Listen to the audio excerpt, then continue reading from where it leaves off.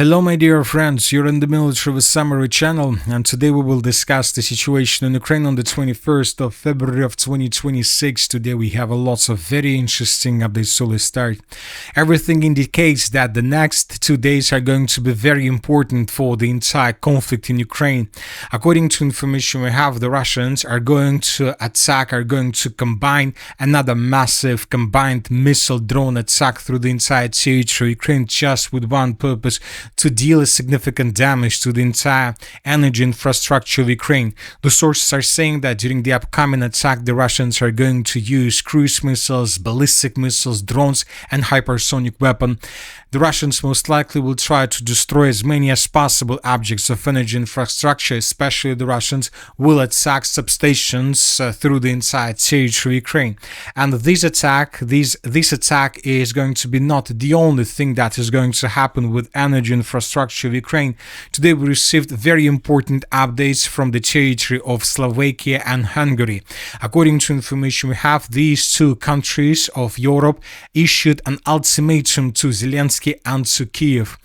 According to information we have, Slovakia will not supply electricity to Ukraine if Kiev does not resume oil supplies through the Druzhba pipeline, as stated by Prime Minister Robert Fico.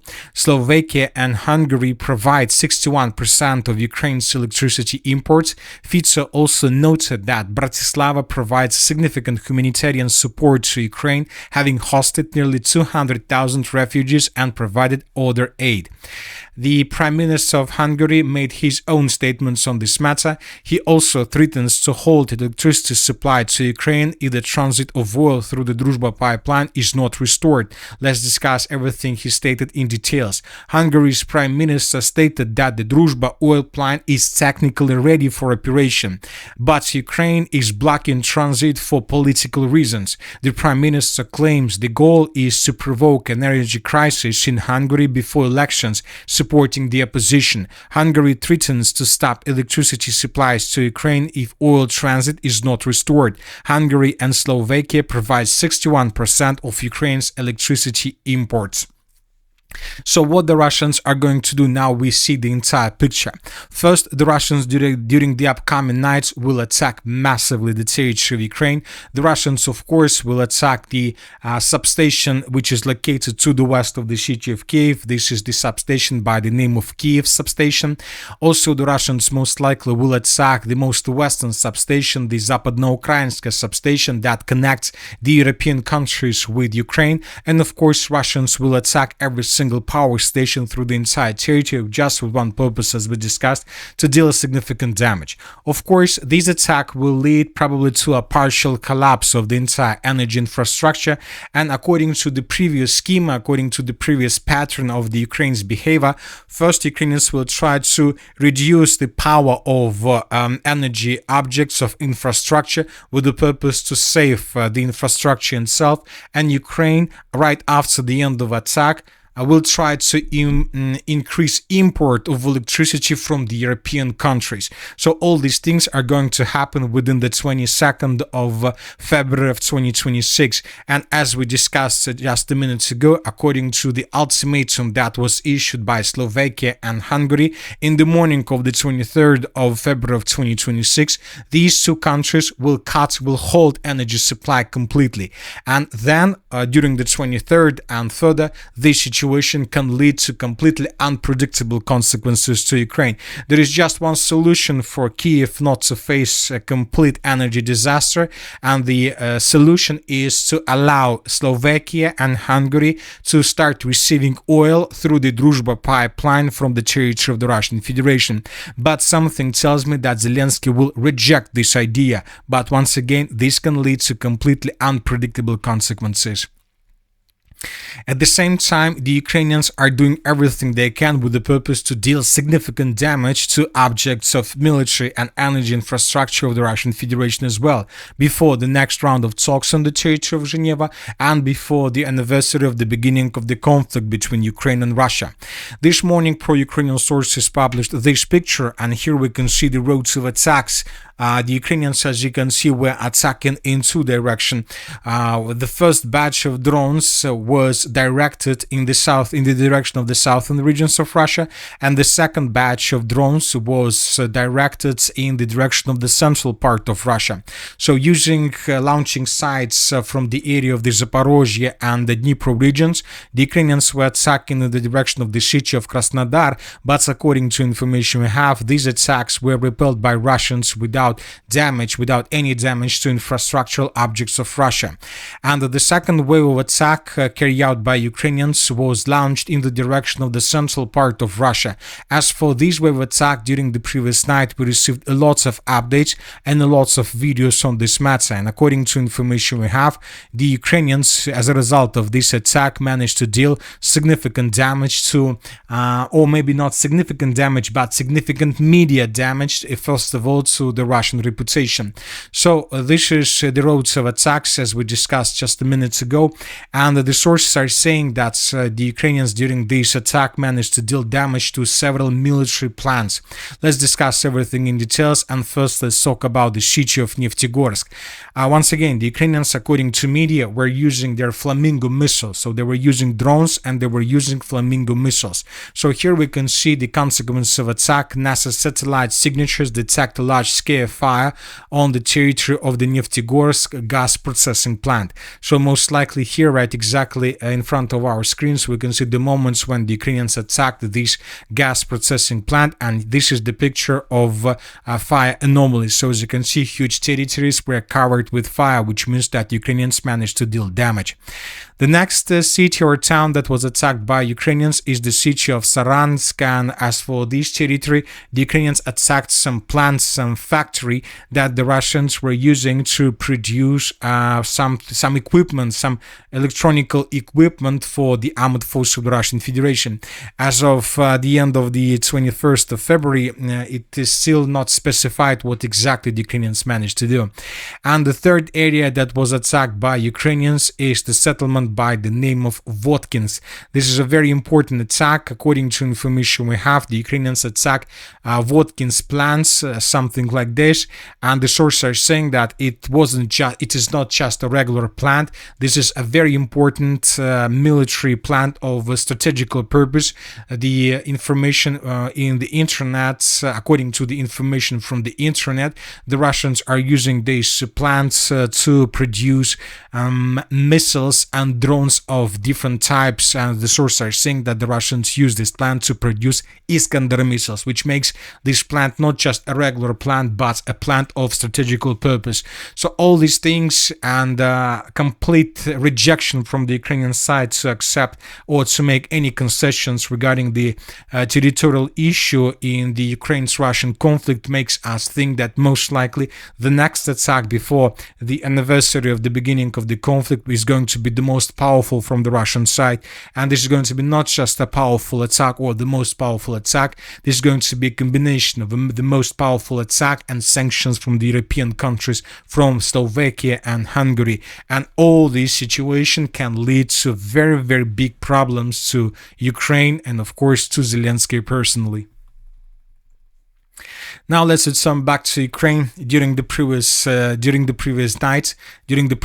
the Russians attacked the territory of Ukraine. We discussed this.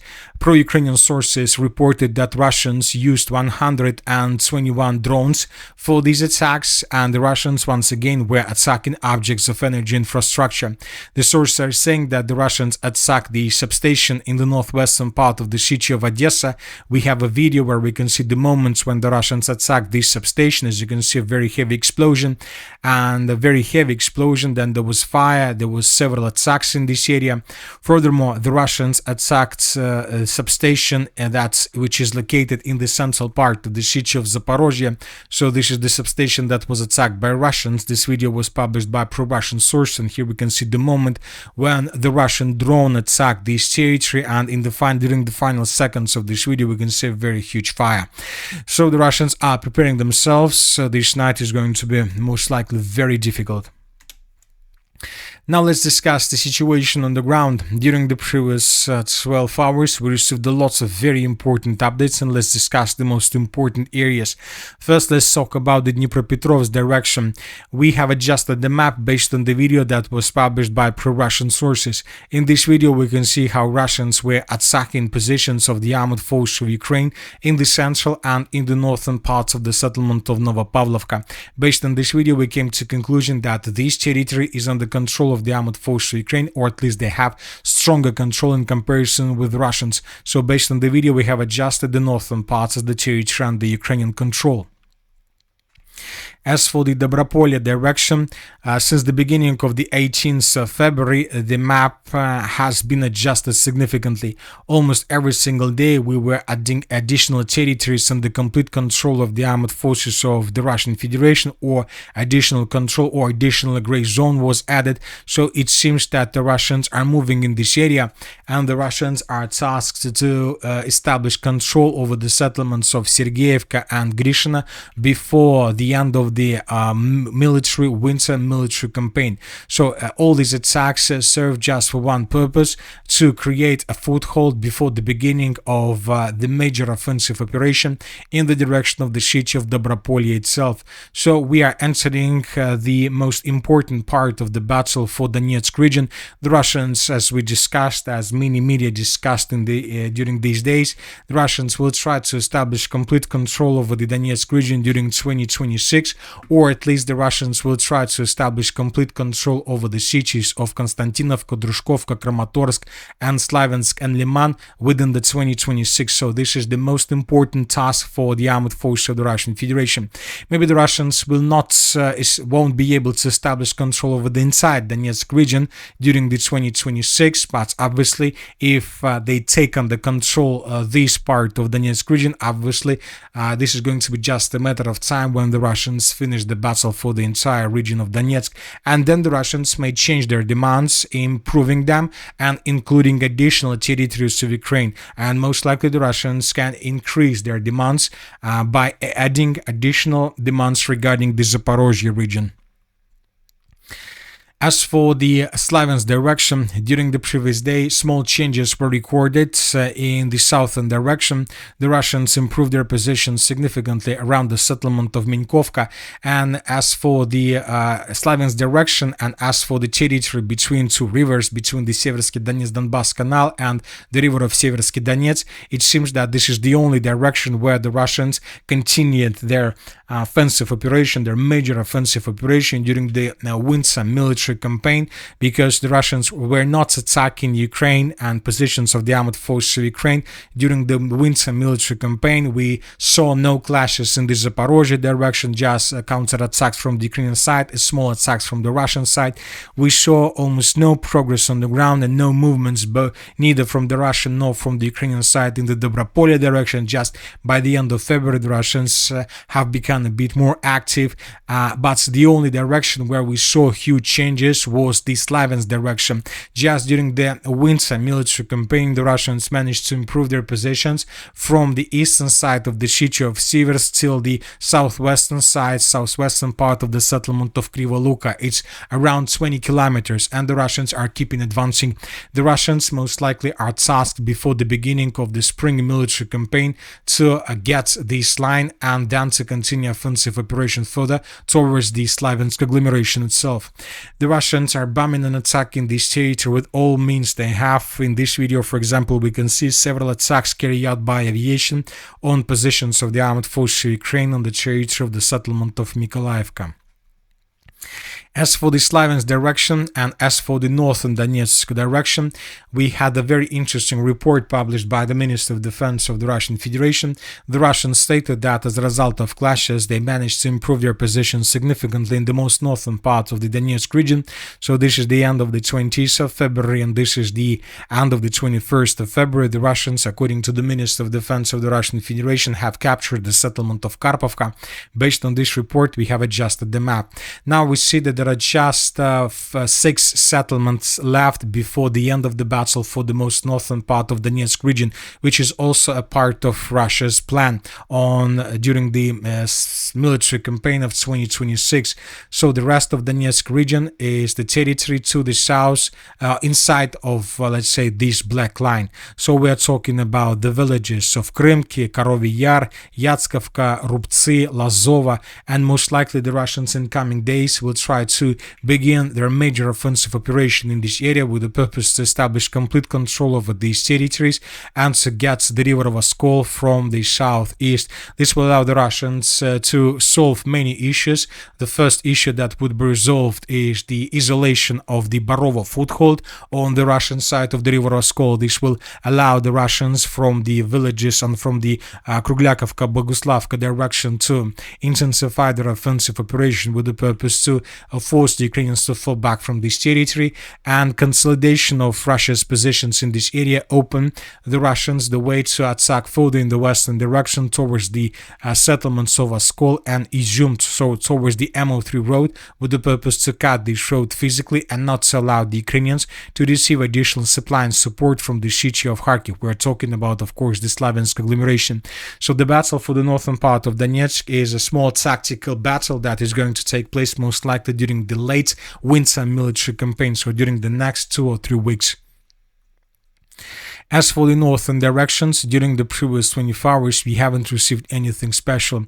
But during the day, several not so reliable, but we can't say that there are not reliable sources. We don't know the credibility of their reliability, but some sources stated that the Russians during the previous 24 hours managed to improve their position significantly on the Kazachia Lopan direction and to take under complete control the settlement of Veterinarna. Maybe in coming days, some mappers will adjust the map, or the Minister of Defense of the Russian Federation will confirm this information.